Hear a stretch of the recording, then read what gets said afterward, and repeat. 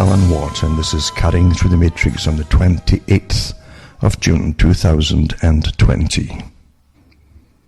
I hope everyone's coming through the chaos, the planned chaos that we're going through, intact as much as you can really hope for, because things are getting pretty nasty, of course, in certain quarters. And it's to be expected, naturally. There's a whole formula to what we're going through. And I've said before, we're living through a big script. So many times, we truly are living through a massive script. And it takes years to plan big changes, many, many years to plan them. As I've said before, I met people in the 80s who were involved with the far left. They like to portray themselves as really anti-war, but the real ones at the top of it all, the real core of it all, were really in for communism, pushing communism, and they blended even the early agenda with sexual orientations, etc., to get more and more members on board, and then they went into different ethnic groups to try to get them on board, disaffected groups and so on. So the hope what we're living through today is a combination of all of those and more that were added on by those who run the world. And the people who run the world have often said the top communists were always billionaires, always, even in the early days of the 20th century. That's what you find when you dig in deep enough. Some of them even had bank accounts, Swiss bank accounts, some of the most famous of them. It's well understood and declassified too. But we're living through, again, big changes, and don't think the communists are some separate group doing their own thing. I've always told you that there's only one really force at the top that runs all of this, all sides, and that's how you direct and shape the world. And again, you can't stress enough that Carol Quigley talks about it, that this is our group. He was referring to, at the very least, he was talking on behalf of the Council on Foreign Relations, and he had taken over their histories of them, their archives, to update them and so on. He certainly understood what was going on. And the Council on Foreign Relations, an American branch of the Royal Institute for International Affairs, they literally are the globalists. They're the ones who plan the future. They planned world wars. They admit that. They need wars to change the world. And as long as they can direct the shape and the course of the wars, then they can bring us all to what they wanted, the outcome that they wanted. And they said themselves, according to Quigley, that you can get more done in 5 years of war than 50 years of peace with social plans, social change. In peacetime, you've got to really do a lot of work, organizing and so on, as a communist would say, and training and preparation. And even it's a very slow process, trying to convince people to simply join you. But in wartime, you give up all your rights, and the authorities can then force you to go along, and you do it pretty willingly too, to save your life. You'll all die if you don't comply. We've heard that so many times, and that's what it's all about, you see. Quigley let so much out of the bag because he believed in the cause that the Council on Foreign Relations, Royal Institute for International Affairs, was all about, and that their effect in history and changing the courses of history for at least 100 years under different names, because they eventually settled on their last names, but they used different names in previous centuries. He said that it had such a tremendous impact on history and shaping history that he thought it was time that the public understood it. He thought they'd applaud it, in fact. He certainly did himself. He was all for it. But you've got to understand that nothing happens by itself. And I won't go over this, it's ad nauseum, basically repetition, but the fact is they had their own private collection of archives, of histories, of things that really, the real causes behind things. That's quite something, isn't it? We're all getting taught the naive, accidental view of history. Things just happen by accident. And meanwhile, the perpetrators and their offspring take over, because often it's intergenerational, in fact, who get into these organizations. They're taught the real facts and what really happened in history. And we're going through it today. It's just astonishing to see, again, the naive, authorized version for the public to believe in, which is meant to keep your as rather simple and compliant and not to blame anybody. Of course, that's what they want. And meanwhile, it coexists side by side with, albeit a dwindling free speech on the internet of people who have got the other archives of what's really been happening up until now. It's really astonishing, isn't it, to live through it and watch it happening in live time sometimes, when some folk are getting murdered, but you're not allowed to say they're being murdered, and many newspapers just omit it altogether. It's a fascinating time to live through it and actually see it and experience it, knowing that when we get out of it, the system that then evolves or is pushed out of it will have all this expunged, It'll be a seamless people's revolution during coupled with a massive pandemic, they'll say. And that's what helped bring the changes about. Both of these things are false, because the pandemic was planned before, years before, at least the whole course it would run. And of course the revolution too was waiting for the spike to happen. I personally think it was all coordinated together. I said before too, even with the China thing, with China showing us clips of folk just dropping in the streets, supposedly. And in a country that literally can censor everything in real time, they're really way ahead of some other places, some other countries. But they show you all that thing. Then they showed you the massive response that they had to it, of going, all the things they're going to bring in here, they did in China, January, February, March, and publicized it, including their home-to-home inspections and so on, door-to-door inspections, and mandatory testing down to the apps, mandatory apps on their phones to get into stores, etc., to prove they were safe to get in, yada, yada, yada. The stuff all we are going to go through, that was all planned even before China got it, as you know. But facts don't matter. I've said that so many times, that facts don't matter. And when big agendas in play. But they also showed us the massive mists of these machines just blasting stuff in hundreds of feet up into the air through the streets. And that was meant to terrify everyone in the West. And the West sat and watched it. Oh, we're terrified. And then Fauci himself said, early on, he said, I don't think it's anything really for the US to be worried about. Chuckle. And you find out that Fauci himself was heavily involved in the Wuhan laboratory and the setting up of it with the COVID virus that was sent to them, authorized by him, and money given to. And this is incredible, that this stuff that goes. And yet the guy's back on TV apparently, spouting now that the riots are kind of dying down a bit, and the protests are kind of dying down a bit. But he's back on TV, telling about your lockdown, you back to social distance, this nonsense, this delusion that was put out that we've all to follow, that 6 feet apart will stop the virus, even though it's a computer model that was invented in 2003 by a schoolgirl because her daddy worked for the military industrial complex, the name Glass, and had nothing to do with reality. It never had been done before. And yet they make this computer generated thing a law, like a law from God, because a computer technically is a front for the new God, the scientific rationale. And so science says it, therefore you can't get any more scientific than a computer. That's what they tell you. I actually have a tape recorder, it could give you better answers than the computer.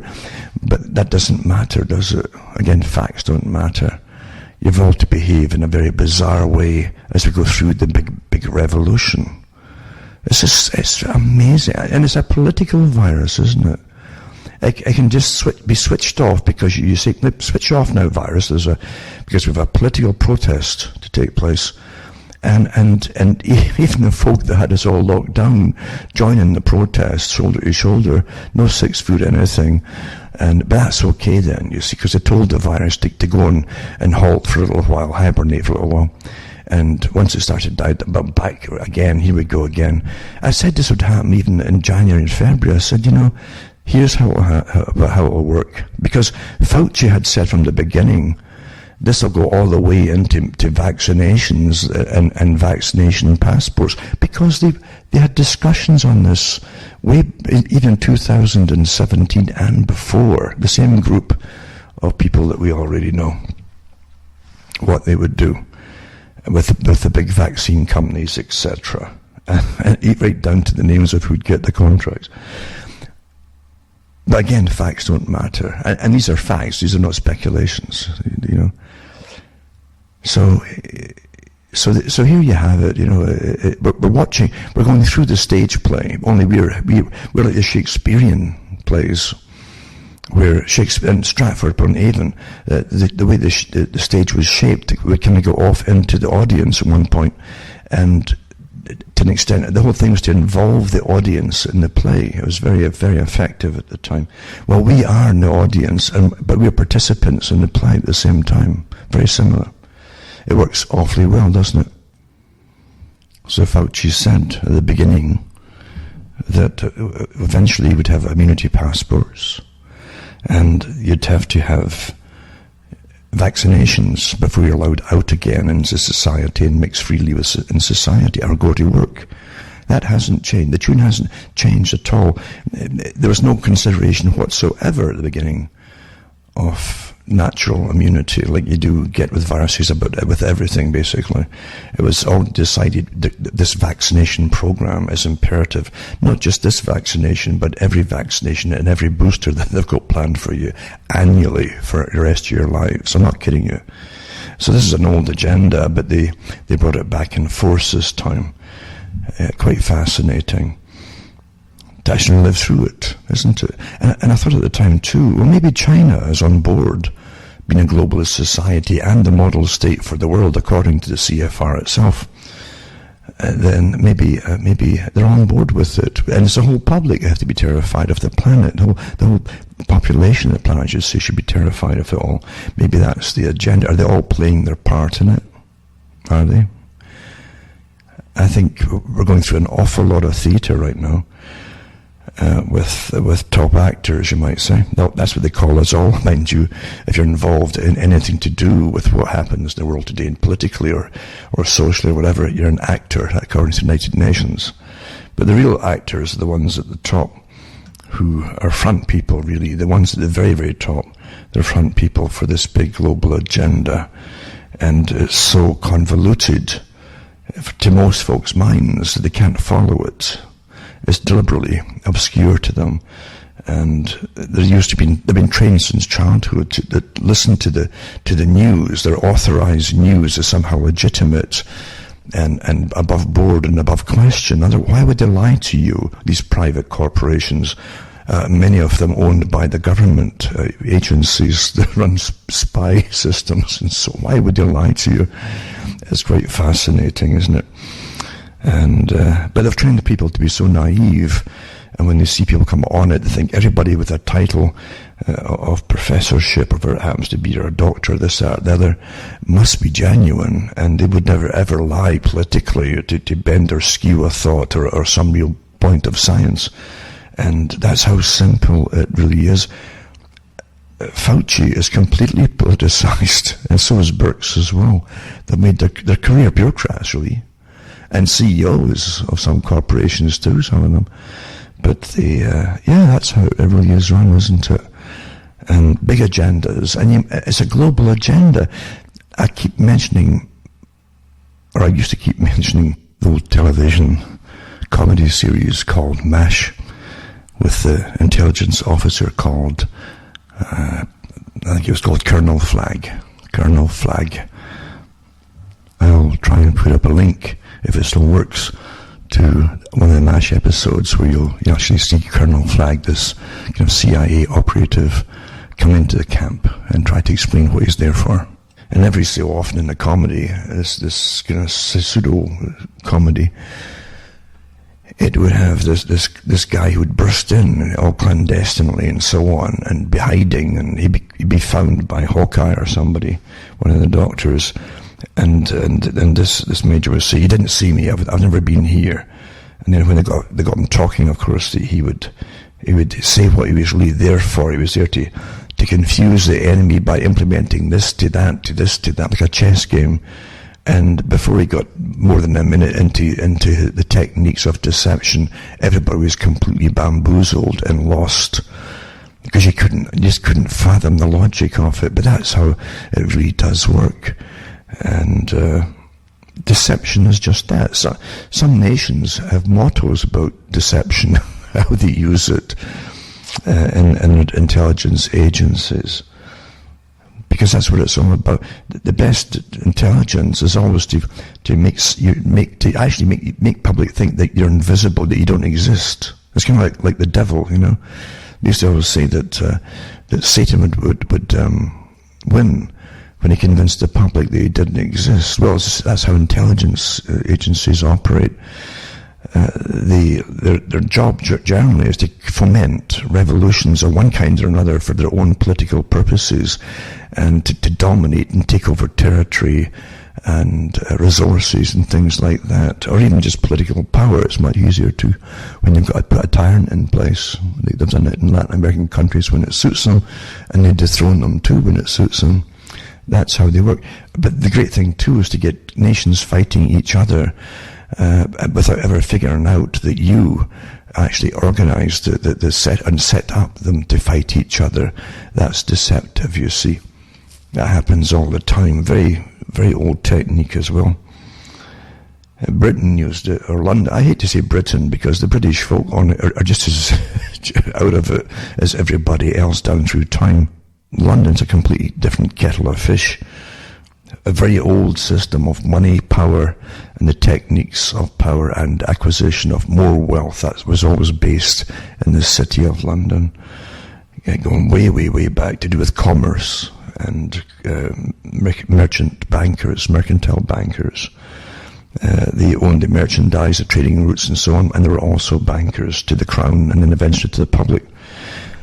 That's how it operated. Very old technique, way before even Britain was Britain. So it's no surprise to me that they can build up empires when it suits them, using a base when it suits them, and jumping off to another base when it suits them too, and using another country or even a group of countries like the European Union. This is how systems really work in this day and age. But they always like to say that, oh, so-and-so did this and so-and-so did that, this country or that. No. They might use those countries to force things upon other countries. Like they get the troops. You can always get troops from the working class folks in any country. I don't care who they are. And they always give the same take. You'll have respect if you put on that uniform. You'll be somebody. And that's what happens. And every nation across the planet, and across Africa too, by the way. India was the same thing. You'd be somebody. And actually it helps when it's a really heavy class system, because those at the bottom, like the untouchables in India, suddenly have got some kind of respect. You know, that's how it's done. And you go off in your cannon fodder for an enterprise which you'll never figure out. It's not meant that you figure out. Because for the troops themselves, you're always given the most basic propaganda as to why you're doing whatever you're doing. But what I'm getting at here is how the real big system works. As I've mentioned it before, the fastest way to unify a country is to introduce a foreign enemy into it. That's what happened with Vietnam. They had all these tribes fighting each other traditionally for centuries. And how do you unify them? Well, you bring in America to subdue it, supposedly, or to protect the South. And before you know it, that's united all the different groups that used to be fighting each other. And then now they're going to unite to fight the US. So you get centralization of authority very quickly. That's what happened there. The same thing happened in the Soviet Union, of course. You had you had all the people on your side, all the peasants and the serfs, you see, and you stand in you be a spokesman for them, and but of course the group that were advising them and training them and managing them had different plans for themselves. You know, only about 200 families took over running the Soviet system. And their descendants continued in it for a whole generation. You know. And they lived awfully well, just as at least as high in their lifestyles as ours did. It's quite something else. But facts don't matter, does it, when it gets down to brass tacks? So yeah, you literally are living in a system where there's lots of these kernels. So behind the machinations of the top intelligence agencies, and they really are layered and compartmentalized, a need-to-know basis, and you don't ask questions depending on your rank. And it's quite easy for them to run this massive chessboard to get to an agenda that most folk will never figure out. Really never figure out, because as I say, we've been trained to see things in one direction, in tunnel vision, and that makes it much more easier for them to run rings around us without us either knowing or noticing or understanding why things are actually happening. That's what happens on a daily basis, basically, nowadays.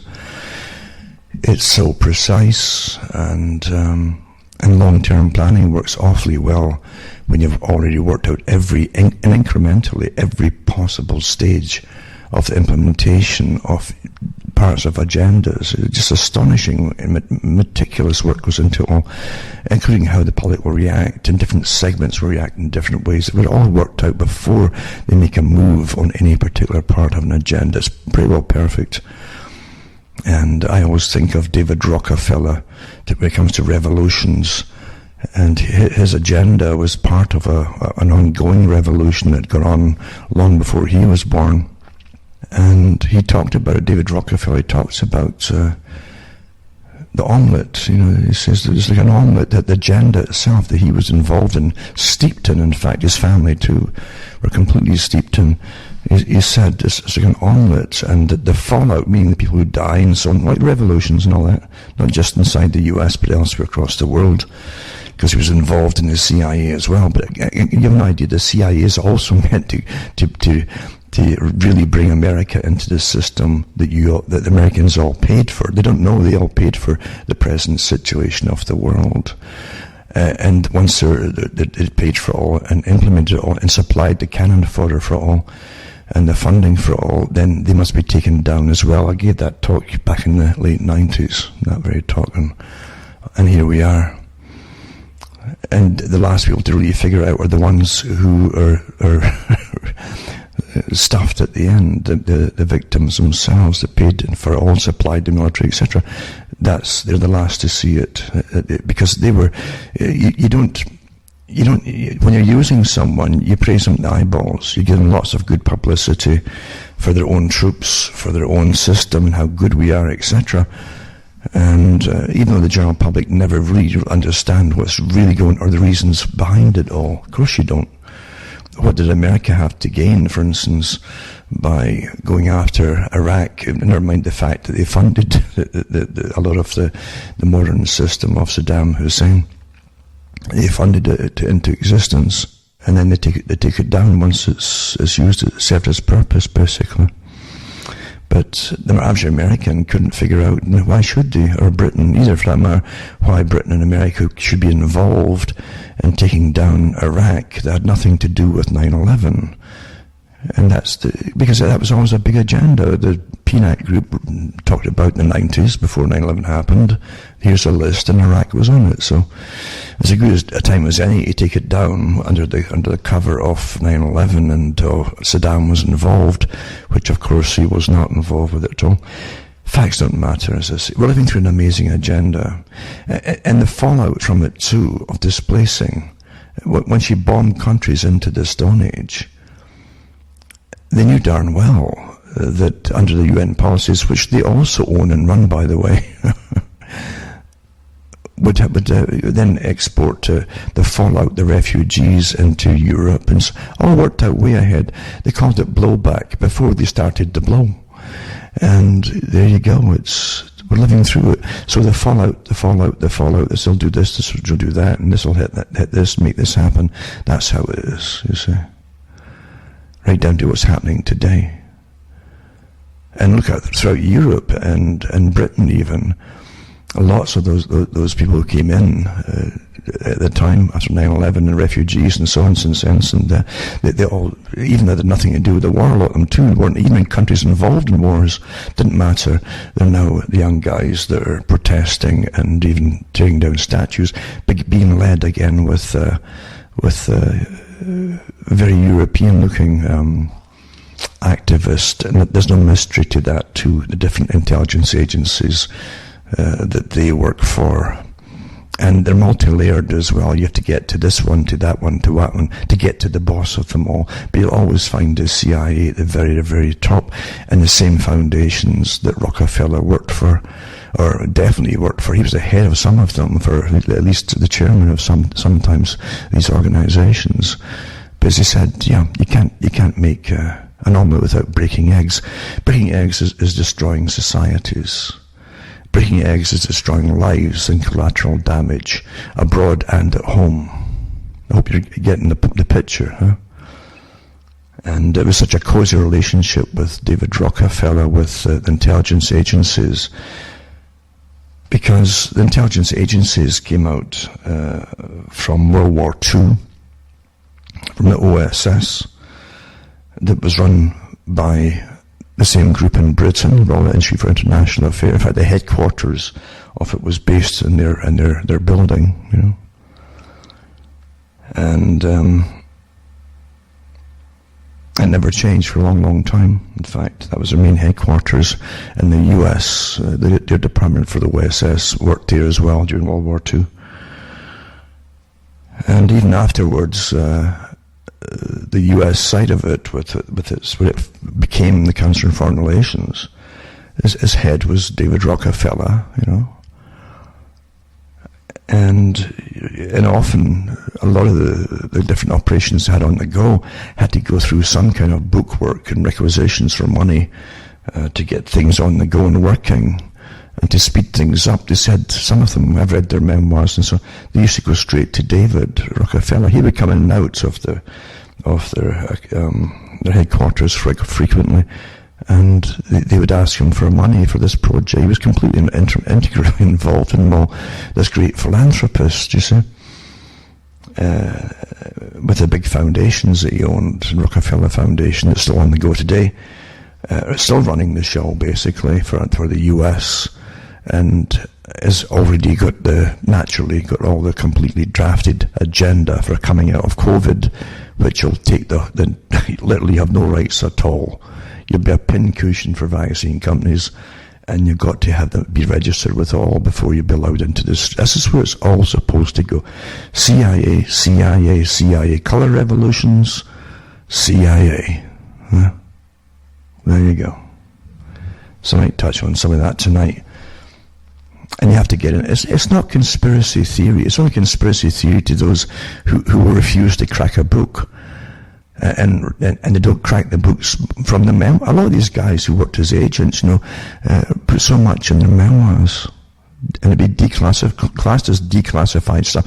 Very few folk read that, because it's kind of boring too, naturally.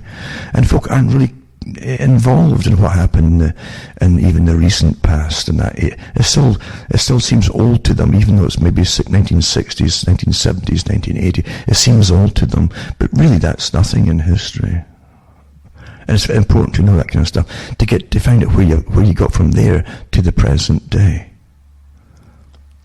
So important. But most folks, as I say, can't and don't want to. They won't be told in a few sentences what do you think, like Brzezinski said. And unfortunately it's here. And you do it, as I say, like Quigley said, you know, 5 years of war versus 50 years of peace and indoctrination. So here we are in our umpteen years of war, and then they brought in COVID with a complete lockdown, along with what's meant to appear as a revolution inside the nation. And it's all the appearances of that too. It's an organized, it's not just accepted revolution. It's been devised by the powers that really rule the US and the world. Not from the grassroots, but from the top. Absolutely, no doubt about it. Meant to be, and it won't have the effect of what those at the bottom thinking they're running it all want. That they'll get a show of that for a little while. But you believe you me, what's to come into this system is going to have no favoritism eventually at all. We're all going to suffer massively because of it. We know that. That's how things really work. When you have the ones at the top who are eugenicists, who own the world's wealth, who command nations to rise and fall according to the investments they can either pull out or even bail out countries when it comes to that, but it comes with a tremendous cost. These are the characters who run everything, who are all on board with this supposed revolution. Can't you figure this one out here? Huh? And there's nothing to figure out.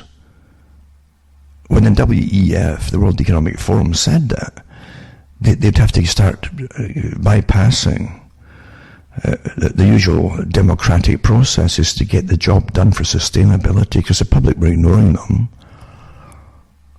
Well, here you go, bingo. How do you think they're doing it? And isn't it strange that this, what appears to be this anti-fascist Black Lives Matter movement, etc., all well-funded and well-organized, and you can trace the funders, you can trace the organizers too, and intelligence agents involved with them. But here they're pushing all that, and they're all involved with the same thing: population reduction. That's pretty well in their plans, actually, because you see, everyone's an enemy of nature, which is destroying the planet, and it's not good for sustainability. They're parroting the same stuff that ultra elitists have been saying for years. And businesses should not open up unless they're sustainable and they're proven sustainable and they won't pollute, etc., etc. Here, yet the whole agenda's here, and folk think it's all to do with a spontaneous rebellion beginning in the States. There's nothing further from the truth. And the WEF are all happy about what's happening. So multi-billionaires are happy about it. And the Club of Rome, the big think tank that works for it, who came up with the idea of blaming humanity for climate change. It's all your fault, therefore let's implement sustainability, because sustainability was a goal in the first place. How do you get the folk to give up all their rights while you're killing the planet? Oh, there you go. Here we are. It's quite an agenda, really. But most folk can't figure it out because they're kept in the dark. If you keep tuning into television every day, I'm sorry to say, you won't have a chance in hell. TV is not spontaneous. Anything you see on TV, even your newscast, is worked out by experts in advance, for each day, how to put something across. Psychologists can get brought in, and neuroscientists and behaviorists, and how to advise them to how to write a particular part of a script for a news recast and so on. That's how it's done. What to tell the public, what not to tell the public. There's more not to tell the public than tell them these days. Absolutely. Absolutely. And you're seeing the fallout, to see the broken shells of the omelette everywhere now, and a lot more to come. And as you go into it, I'm telling you, and this is not to give fear-mongering or cause fear-mongering, but they're definitely going to manage it as they're managing it. But when it gets bad and even worse, if you listen to the media, they're there to tell you to deny your own sensibilities and your own observations. That's their job. To manage the chaos as we go through it, regardless of the fallout. They'll tell you that things are still just going along, and there's still folk protesting, and still this and still that, and the COVID's bad, blah, blah, blah. But they're not going to tell you any truth on anything. They have formats for every particular instance that can happen of terrorism even. You don't get terrorists now. Internally, you get folk who are mentally ill. That is the standard agenda. That's what you'll always be told, you see. And you're supposed to accept it. Oh, well, what could you do? Some people just go crazy all the time, and that's it, you see. I say have a semi-plausibility for the public to swallow. And that's where we are today. But things are going to get worse in a lot of directions. And before I get into the subjects in a really deeper way at all, I'd like to just mention that I really go through the emails that I get sent from all over the world, from people who give their opinions on what they see personally. See, that's real history in the making as it happens. That's the only way it can be real history, is what you see and experience yourself. Not what you'll read in 10, 20 years' time, but when it's all been cleansed and filtered and authorized and so on. That's always how it really is in the Western societies. So you have to keep note of things, but it's good to share it of your own personal experiences. No one is little. There's no such a thing as a little person in this world. We're all just equally important, believe you me, when it comes to getting through this system that's insane at times, and sharing what you're noticing and experiencing as we go through chaos, planned chaos, and put your own thoughts to it, because that's, as I say, that's what matters, your own interpretation of your experiences and what you see. So keep sending information to me, because it truly does, it opens up a world. And that's how you can connect things, when you see the same things happening across the planet but at the same time, in sequence too. Different kind of incidents that will happen across the world at the same time. That doesn't happen accidentally. Of course it doesn't, this organization. And I think it's important too for folks on mental health to share what they know, because I've said before, the hardest thing in this world, the hardest thing, if you understand, you don't have to know everything or understand everything, but understand enough of how the world is working in a world where you're not meant to be able to think outside the box. You've been kept in the dark, so to speak. You've been trained to stay in the dark, so to speak. And that's what Bertrand Russell said too. He said education, according to Fichte, was meant to keep people dumb, actually, and make them dumber. That was the intention of it. He was all for that, of course, except for the elite class. He said that himself. Two kinds of people eventually: the elite class and the rest of the public. And the elite class, they said the differences would be like two different species of animal, basically.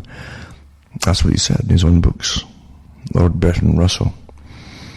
Again, another lord that played this strange left-wing agenda, because left-wing is the agenda. It's much more efficient, because you can folk can't argue with you under democratic rights. You just tell them what you're going to do, or else, and that's it. So, anyway, that's what we're living through today, is a system, an amazing system, very long term, and much of it was planned before you were born. Definitely the conclusions were all mapped out as to where they wanted to take the world, and we're rushing through it right now. So yeah, just keep sending me your emails, let me know how things are happening. I'll tell you something that's comical too. I've noticed this for years. I would do talks, and within about 3 days I'd start to get emails coming back to me with links to stories I should look up and look into, and these were the ones that I put out in the first place. It just happens, it still happens, yeah. And folk hear, because they'll hear other folk grabbing the stuff and repeating it, you see, and putting it up, and then they send it back to me in a circular thing, and if they don't realize that I put it out before, the rest of them was where they came from. I don't mind that at all. At least it shows you the speed that things can get around and information can get around.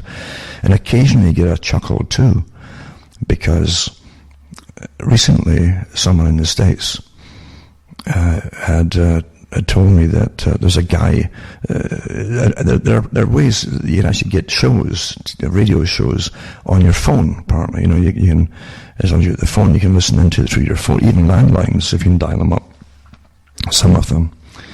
And you can hear shows, and a guy had been listening to shows, and he thought this guy was pretty good,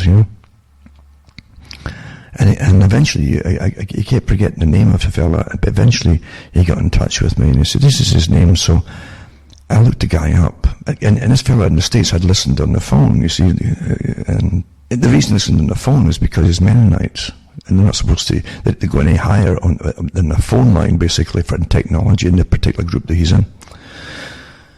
Anyway, I looked in it, eventually got the guy on his website and all the rest of it, and he was doing my shows verbatim every week, this fella, without ever mentioning where he got all the information from. And I guess what he's using is, now they're using programs, they can literally take your talk and I'll put it instantly into the printed word, and he would read it off his computer. But it was verbatim of my shows, right down to when he said, I think last week, the week before, oh, it's going to take longer this week, probably 4 hours. This went to 4 hours each talk I did, verbatim, without ever mentioning where he got this stuff from. So I was getting this circular stuff of my own links coming back via his stuff by people who'd listened to it and sending it back to me. Quite amazing, isn't it? So that's how things work. Yeah.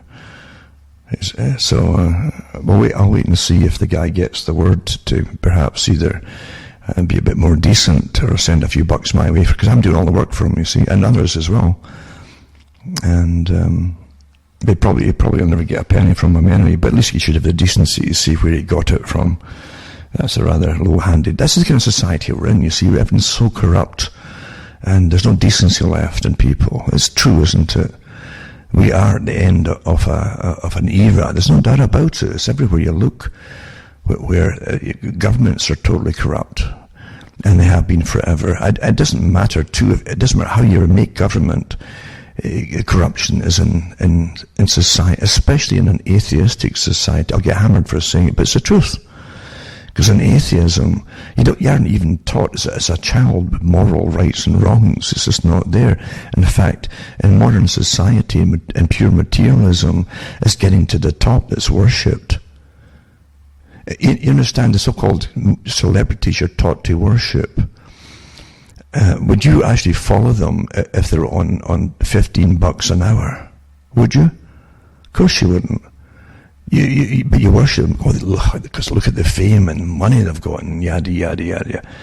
That's why you do it. Well, with that attitude, how can you have rights and wrongs and fairness in society? You can't. Of course you can't. But it's right down to the bottom level, like I've said. Folk will just use your stuff right down to verbatim, right down to the 4 hours I put out, and copy it and then they regurgitate it verbatim, word for word, line by line, without changing it. And I never say where it really came from. But that's what we're living through today. It's quite a society indeed.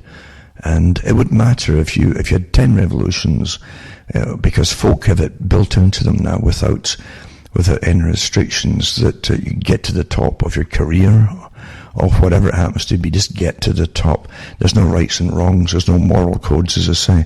That's how it is. And so it will always be corrupt, unfortunately. It really will. And the truth of this world, with this intelligence agencies running this show, is that everything that's happening today was planned before you had the intelligence agencies to implement it all covertly. It's an old agenda, and has willing fools. It knows exactly what to use, and the fringe element. The fringe element are the ones who are really radicalized. A lot of them are very disturbed, And they said that we shall release the nihilists and the atheists, and Mazzini talked about it. And Mazzini, of course, was a protege of Albert Pike for World Revolution, and he was the head of the World Revolution Society, which became the Communist Party under Lenin eventually. And folk think that Masonry is just a philosophical thing that helps men, like a self-help program, where they can just share their problems and help each other out. They can certainly share their problems and help each other out to an extent, but in the process, they forget the history of Freemasonry, which was always revolutionary. Of course it was. when their main enemy was, say, a Christian church. At least in the West, it was Christian church. And they had no problem really in England, because early on England had been taken over from its original Catholicism to the Church of England through Henry VIII. And so it was much easier with the crown or the monarch being the head of the Church of England to govern it, especially since the monarchs eventually all became Masons themselves. But then they used Freemasonry to go across the rest of Europe to eliminate Catholic influence elsewhere. And it's well documented in certain history books. It's not speculation at all. Of course it was done. And again, Trotsky himself, if you read his own books, like My Life, he tells you that he really fell into Masonry big time when he had done his mandatory, part of your initiation into true communism, and it was to foment revolution and get put in prison for a little while where you met other revolutionaries, and that was like a badge of honor. Interestingly, they've reintroduced the same kind of idea by giving folk who get put in from the protests, even some of the rioters too, in prison or in jail for overnight, they give them awards that they can wear, actually, like little medals, etc. There's nothing that happens that's brand new at all, is it? Anyway, Trotsky mentioned that he became a Freemason while in prison, and eventually he started to write books, copious tomes really, on the wonders of Freemasonry, which is so essential for bringing in the world socialistic system. And if you look at the banners that were carried by unions, for instance, and for in Britain, across Europe and elsewhere, you see the Masonic symbols everywhere you look. Antifa itself, as part of the doctrine by the founders, was to communicate with symbols, if you understand that. Starting with the fist, which of course was the communist one, but starting with the fist, and then a whole bunch of other symbols too, as a form of communication that would go over the heads of people who were just studying them.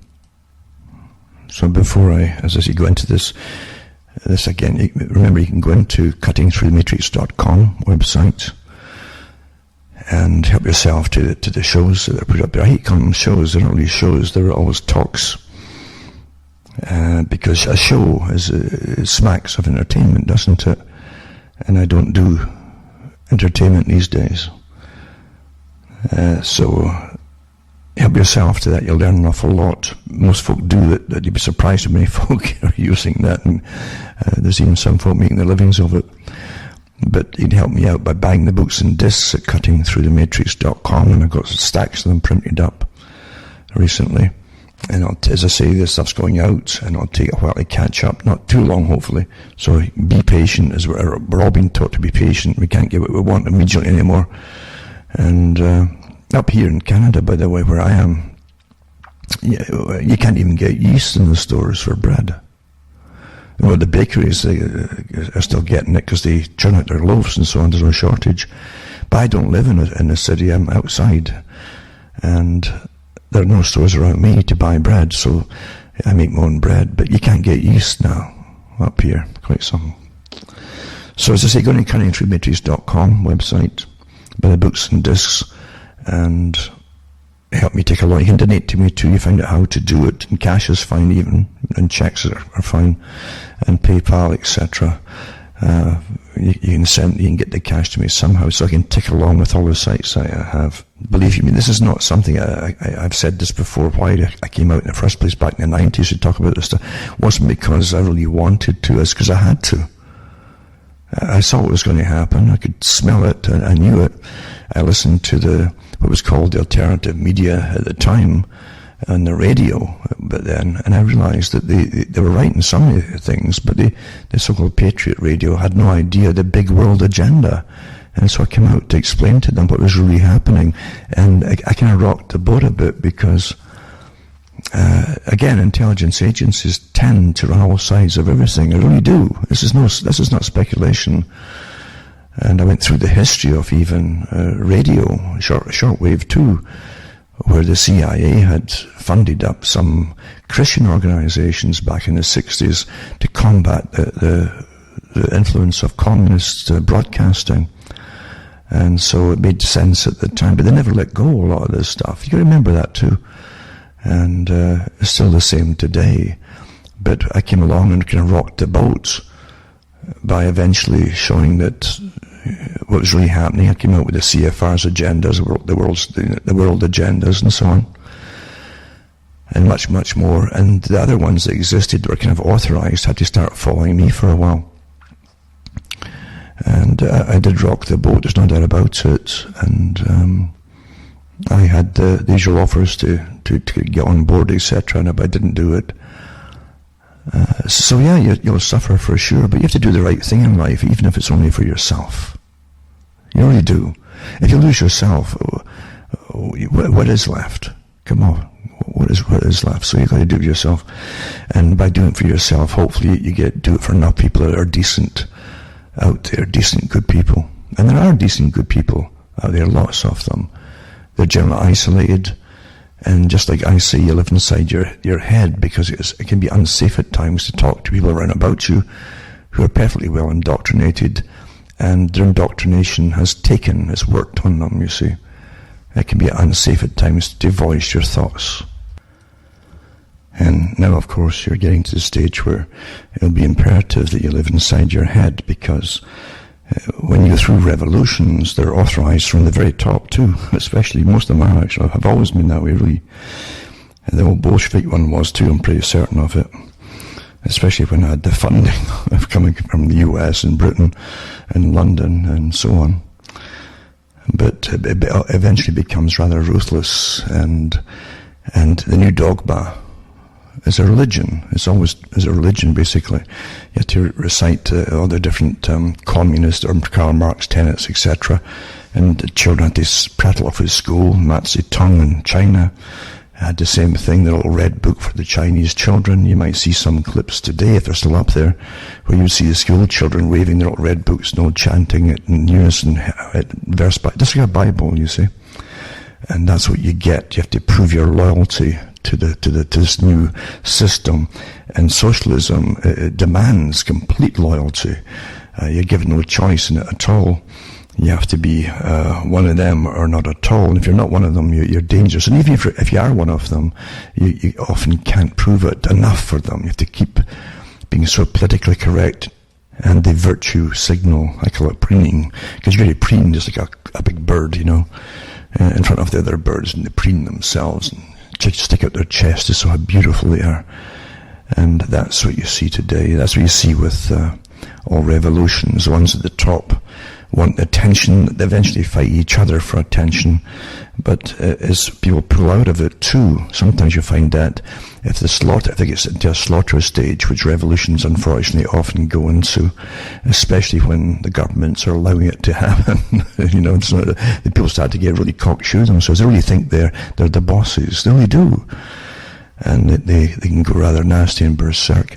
But you'll find too that people get fed up with it too, that say their own kind of lockdowns, as an example, in barricaded areas like they had in France in the past, and their revolutions, and a few of them, or in the States at the moment, the autonomous areas, as folk get fed up with it and try to pull out, or the shootings and the side get worse, or whatever it happens to be, they can turn on them. The ones who are more adamant, and the leaders can turn them viciously, because as traitors, you see, for not going the whole way and suffering with the rest, etc. You got to suffer in these religions. That's part of it.